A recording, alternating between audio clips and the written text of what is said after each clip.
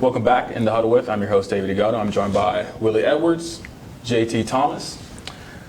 Mountaineers, they beat Oklahoma State 34-10.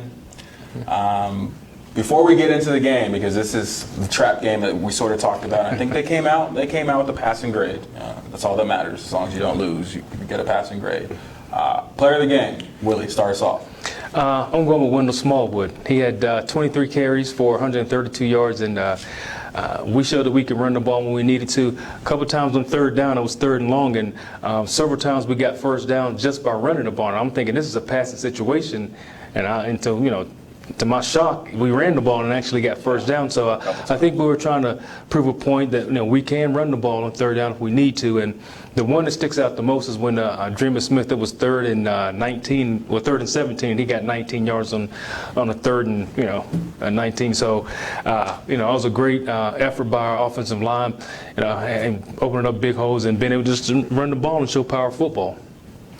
Hey, well, I agree with you. Before we even started, I told our host that I thought that Smallwood did a great job. I mean, he seems to be a guy that's willing to do any and everything for his team. The kid came out there and really gave us his best. I mean, that's what Mountaineers is all about. I mean, in fact, today I reached out to some of the coaches and said I thought the team does a great job of not being individualistic. Mm-hmm. They all about adding to the team, adding to the game. And I thought Smallwood did a great job, and hats off to him. Right, but I think our running back core, we talked about this in the beginning of the year. I mean, we were loaded. Mm-hmm. One guy goes down, next guy steps up. We need a change-up. You can bring Andrew Boo in or Dustin Garrison and give us a change-up. And I've been saying since the beginning of the year, Wendell Smallwood was my guy because he's very versatile. I guarantee you probably could return kicks if they wanted him to. He can run the ball out of the backfield.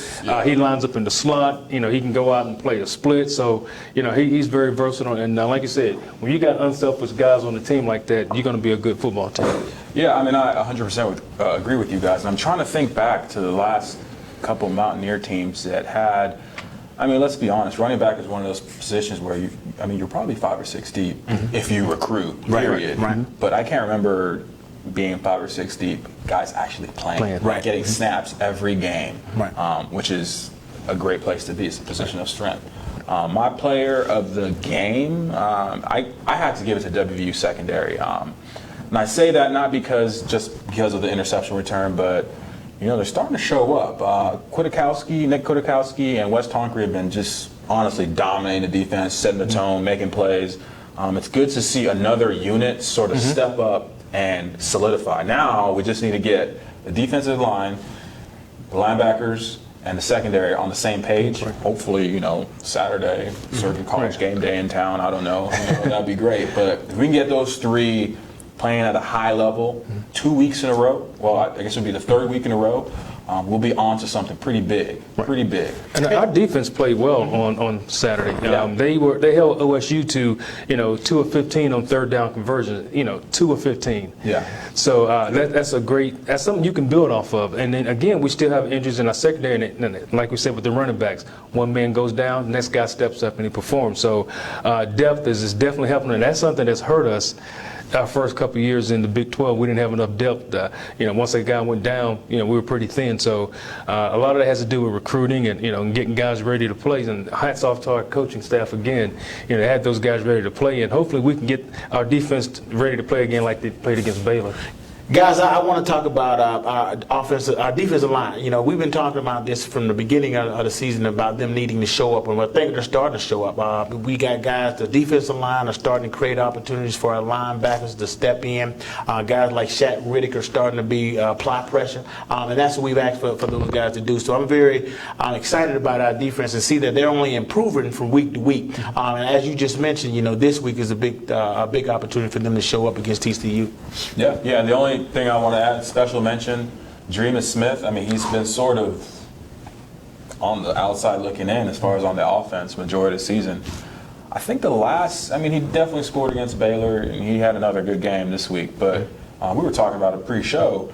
You can tell when a running back who's that big runs in that style is confident, because it's almost like anybody steps in front of him and he just lowers his shoulder and he's getting yards. That 3rd and 17 or whatever it was, I was like, okay, Dreamus is back.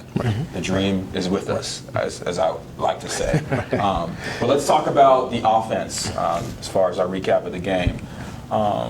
I think, I mean, not to be overly critical, but I think the offense sort of played down to Oklahoma State's level. I mean, they said it was 90 degrees at kickoff, which, I mean, I'm from Arizona, 90 degrees at kickoff, that's not cool. Like, pun intended, it's not cool at all.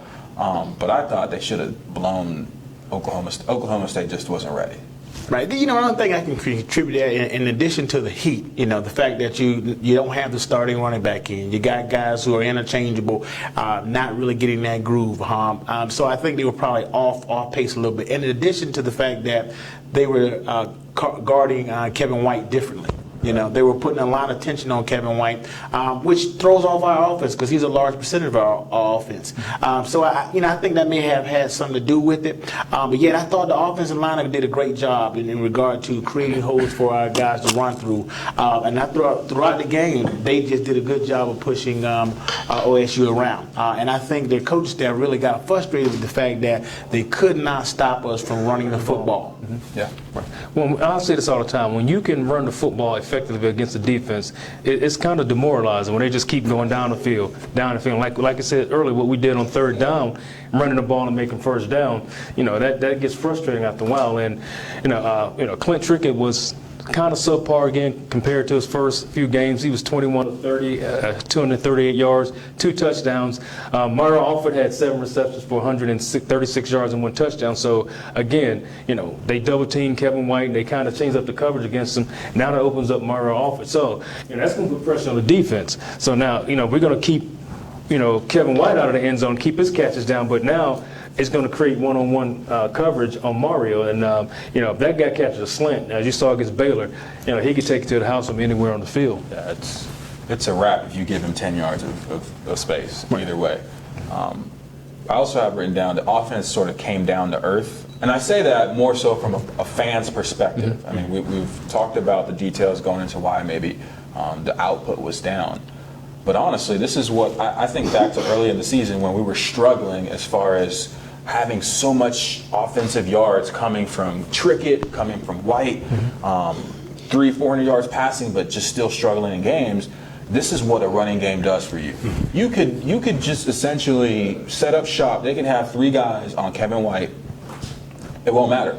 It won't matter. We're still going to get points. We're still going to move the ball. We're still going to control the tempo of the game. I agree 100%. I mean,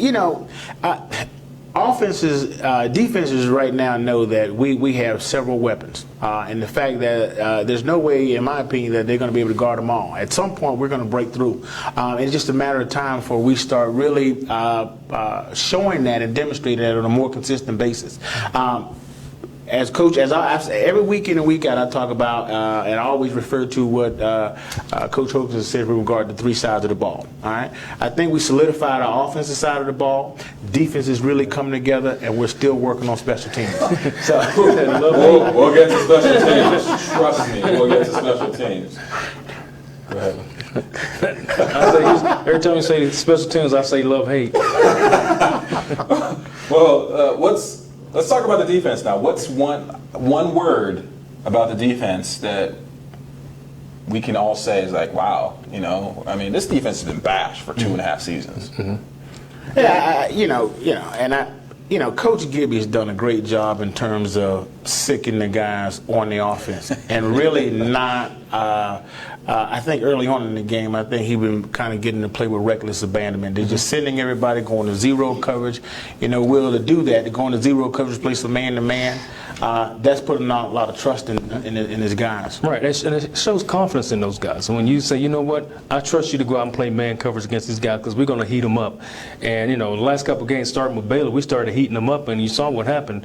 Guys started playing with a little pep in their step and playing with a lot more confidence. So, again, hats off to our coaching staff. They putting those guys in positions to make plays, and that's the job of the coaching staff. Watch film, see what the offense does, and from a defense perspective, find out what you can do against them and put your guys in position to make plays. And I think we've been doing a better job of that. Well, doing a great job of it, and our guys are starting to buy into it. Like I said, you can see they're playing with confidence now. Oh, yeah. A lot more confidence.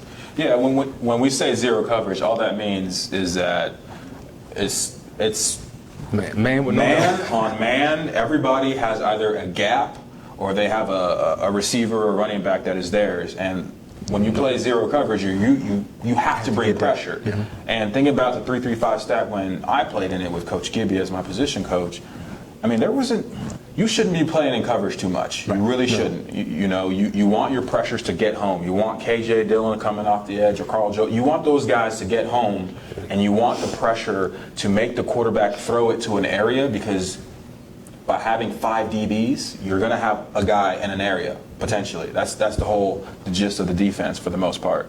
The one word that I can think of is just I want to say ready, but they're cresting, no pun intended with William Crest, but like they're sort of cresting to the point where, the next 3 games, TCU, Texas, Kansas State. We're not going to get too far ahead as far as talking about any of those other teams other than TCU coming up, but your defense has to be locked, has to be loaded.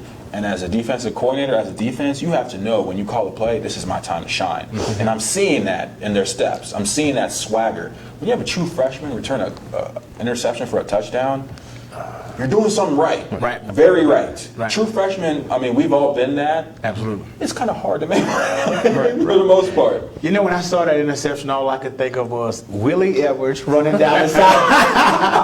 I really did. I thought that, it seemed to me, I believe when you made your interception, it was on the visitor side. Yep. Right? It was on the visitor side. I swear, when I saw that, I saw Henry running down the side, and I thought, man, that's Willie Edwards running his pick 6 back in one of his senior games.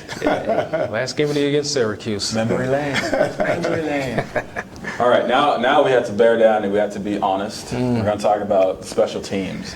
I'm going to be the Grinch. I'm usually the Grinch. That's just me. I want to hand it to you guys first. Willie, we'll start you because you returned punts. You returned kicks in your career. Tell me something that makes me think that this is not going to be an issue going into whether it's the rest of the season or definitely Saturday against TCU.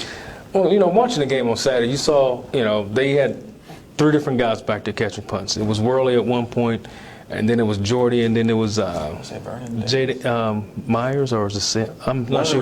One of the receivers came back, and he was catching punts, and it seemed like all 3 of them had trouble.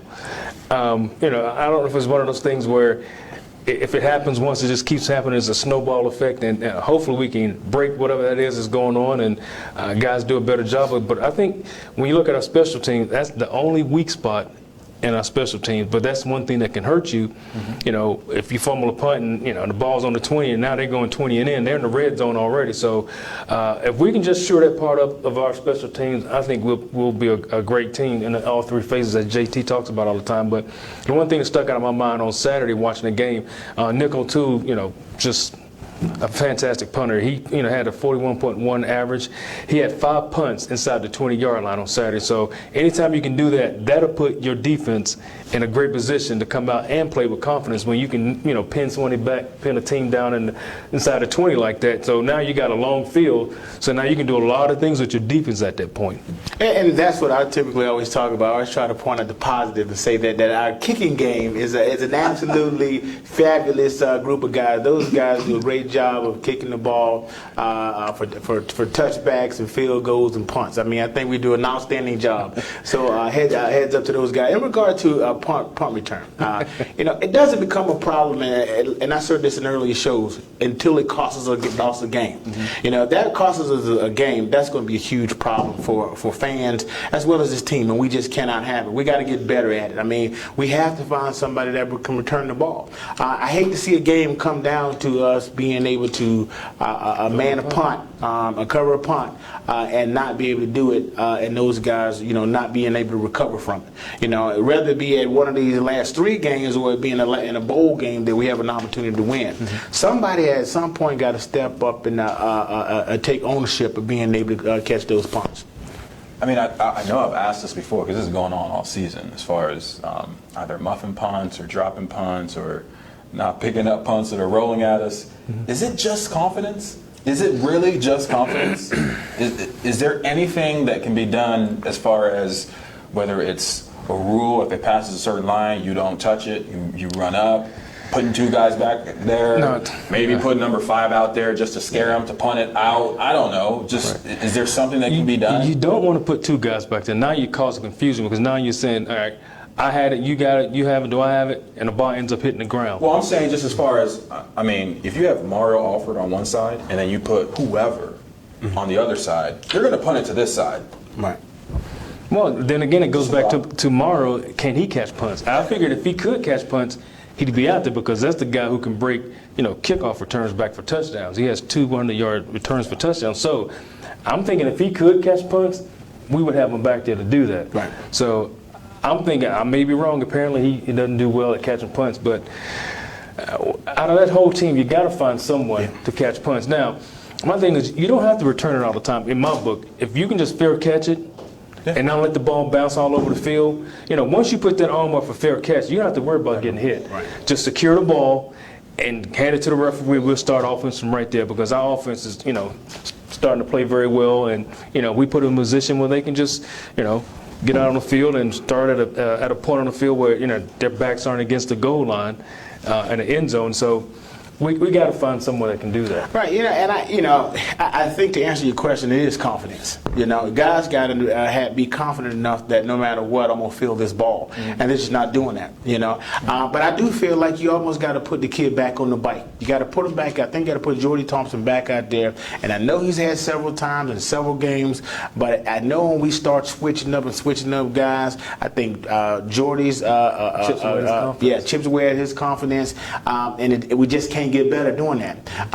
We got to find a way to get him back on the bike because I think at some point could really cost us, guys.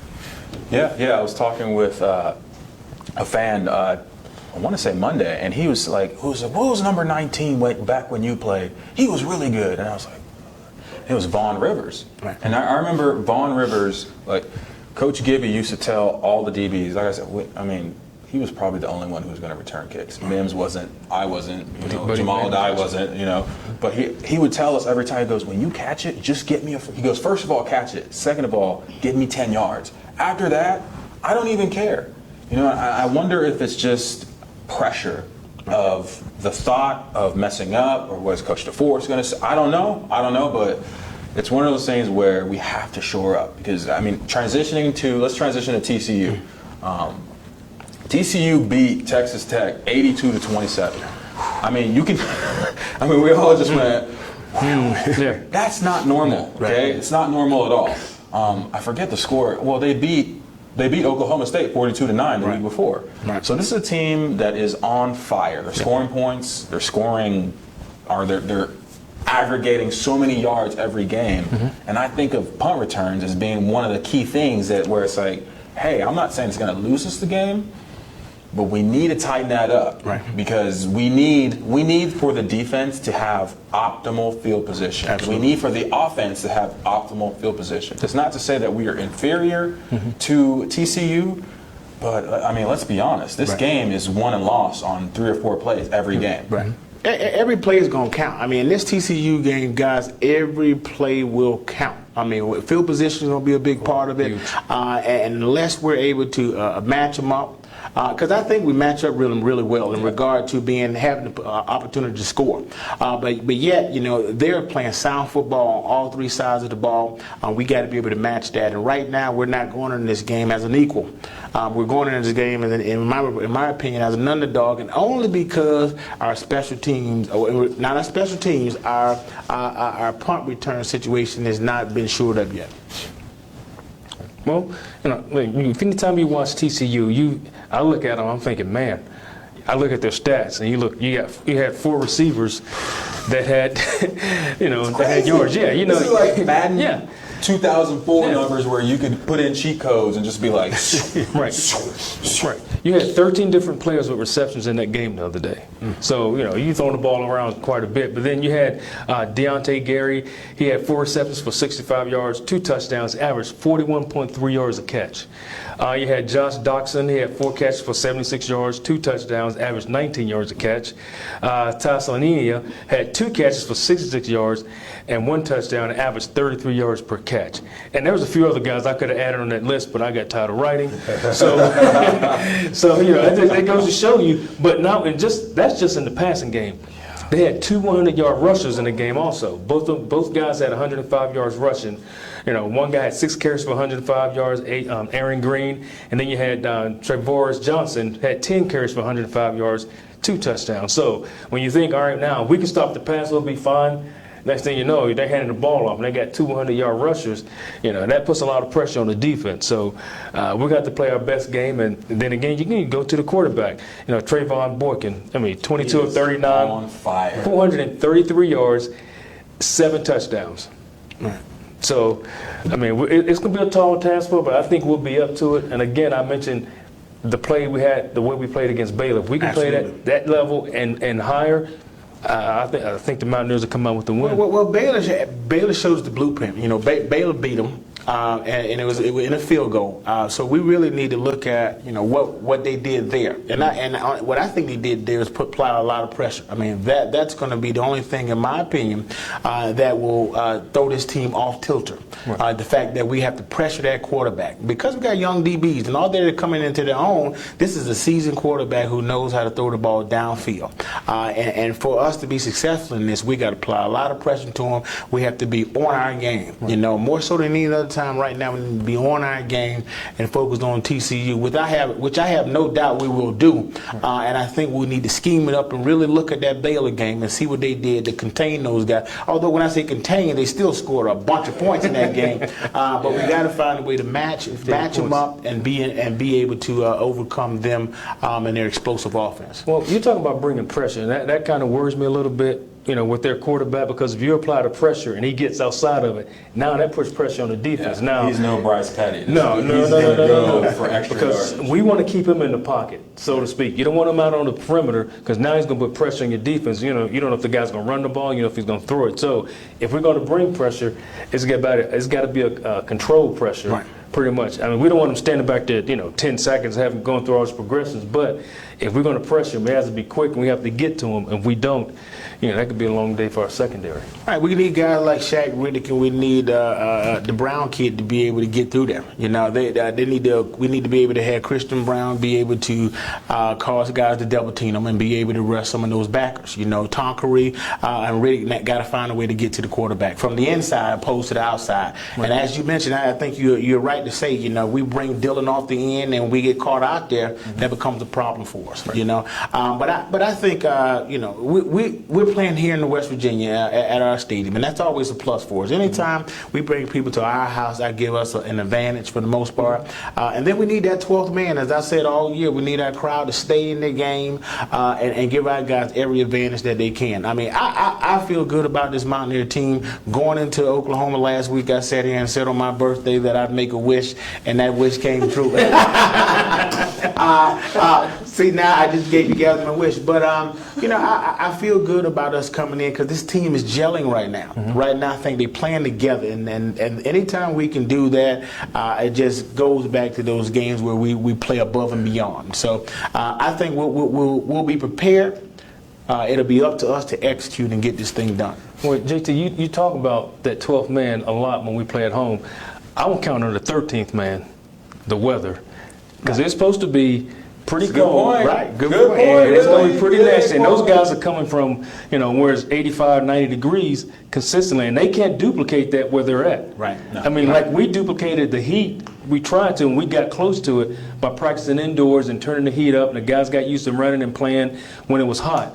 You can't duplicate that unless you're going to go somewhere and practice in a refrigerator, but you can't do that.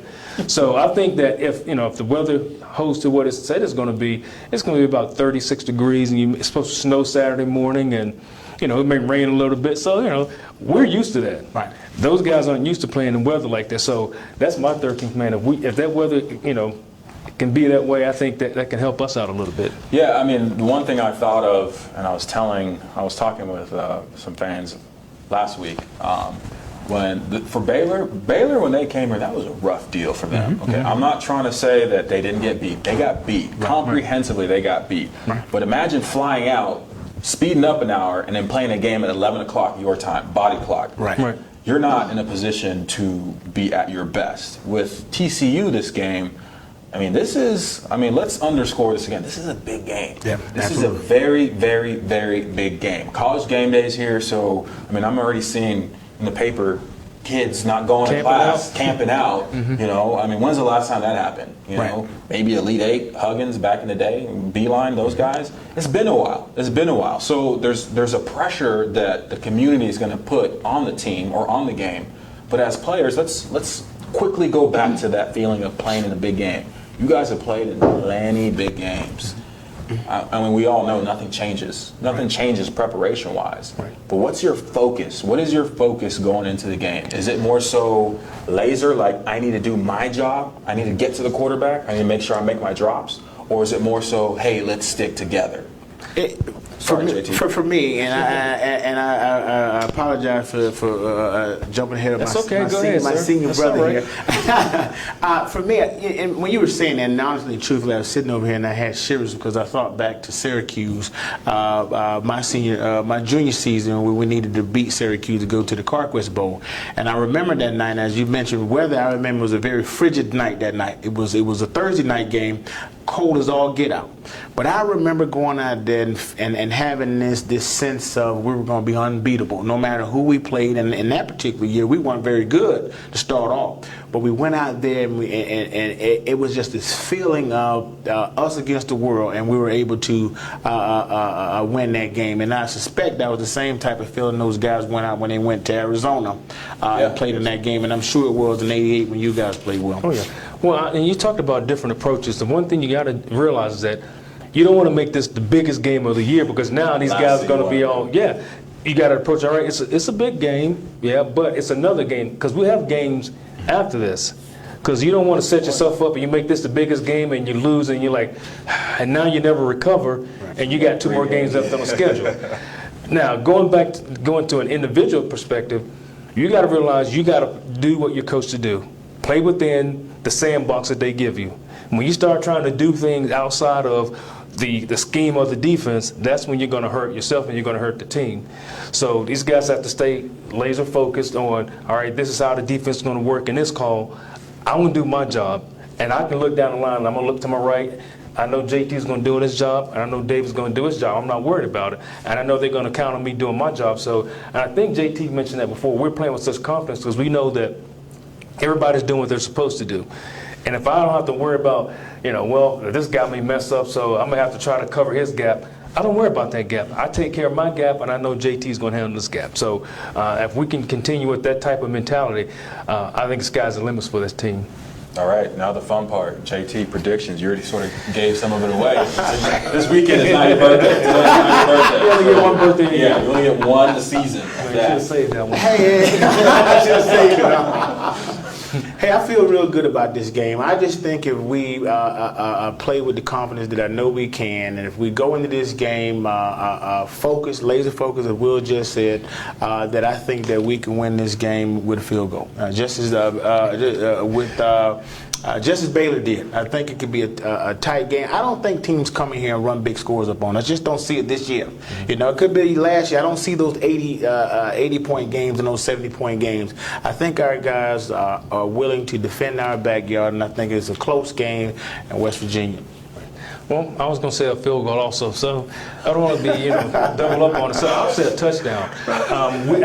We talked about last week's game, and we were saying, you were saying it's going to be a slugfest and it's going to be an ugly game. I said 2 touchdowns or more. Right. That late onslaught kind of, proved my theory correct. But we were in control of the game the whole time. So I think of a touchdown.